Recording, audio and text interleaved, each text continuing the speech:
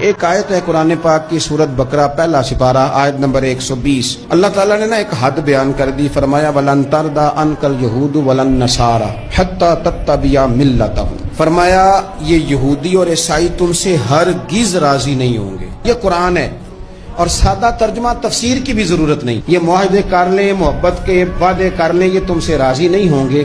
کب راضی ہوں گے؟ حتی تتبع ملتہم، یہاں تک کہ تم ان کے دین کی پیروی کرنے لگ جاؤ. میرا جب پہلی دفعہ پاسپورٹ بنا تو میں نے سارا پڑھا. کتابیں پڑھنے کا شوق تھا شروع سے.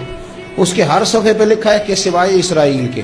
یعنی آپ پوری دنیا میں یہ سبز ہلالی پاسپورٹ لے کے جا سکتے ہیں، خبردار اسرائیل آپ یہ پاسپورٹ لے کے نہیں جا سکتے. یعنی اتنی نفرت کسی ملک سے کہ اس پر لکھ کے چھاپ دیا ہر صفحے پر کہ یہ پاسپورٹ سوائے اسرائیل کے ہر ملک کے لیے کارآمد ہے. میرا سوال ہے عرب کے ان لیڈروں سے جنہوں نے اسرائیل کے ساتھ معاہدہ کیا، مجھے بتاؤ تمہیں فلسطین کی بیٹیاں بھول گئی نا ساری کی ساری؟ تمہیں وہ ماں بھول گئی نا جو مسجد اقصی کے دروازے پہ کھڑی ہو کے چیخیں مارتی تھی اور کہتی تھی کوئی علی کو خبر کرو کہ میری بچیاں قید میں ہیں؟ اور بھول گئی؟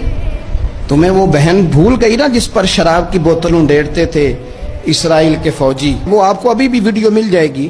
وہ انڈیلتے تھے شراب کی بوتل، اسے پکڑتے تھے، دست درازی کرتے تھے، اور وہ بیٹی کہتی تھی یا رحمت للعالمین. بھول گیا تمہیں وہ سارا کچھ؟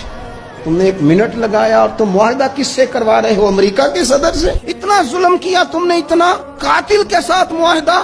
کیا سمجھتے ہو فلسطین والوں کا کوئی والی وارث نہیں؟ سنو، میرے رسول کریم صلی اللہ علیہ وسلم نے فرمایا میرا کوئی مالدار امتی دنیا سے چلا جائے، پیسے جائیدادیں چھوڑ کے جائے تو اس کی اولاد میں بانٹ دینا، لیکن اگر اس کے ذمہ قرضہ ہو تو میرے پاس آ جانا، میں اپنے امتی کا قرض ادا کروں گا. جس کا کوئی وارث نہیں ہوتا مدینے والا اس کا وارث ہوتا ہے. میں قرض دوں گا اپنے امتی کا. کیا سمجھتے ہو فلسطینی لاوارث ہے؟ صبح قیامت نبی پاک تم سے سوال کریں گے. تمہیں اللہ کے حضور حاضری دینی ہے. کیوں نہیں صلح کرتا اسرائیل فلسطین کے ساتھ؟ لبنان کے ساتھ دوستی کیوں نہیں کرتا؟ شام سارا کٹ گیا اسرائیل کی وجہ سے. رات تمہیں خیال آیا ان کے ساتھ معاہدہ کرنے کا؟ ہمیں سبق پڑھاتے ہو خدا سے ڈرو.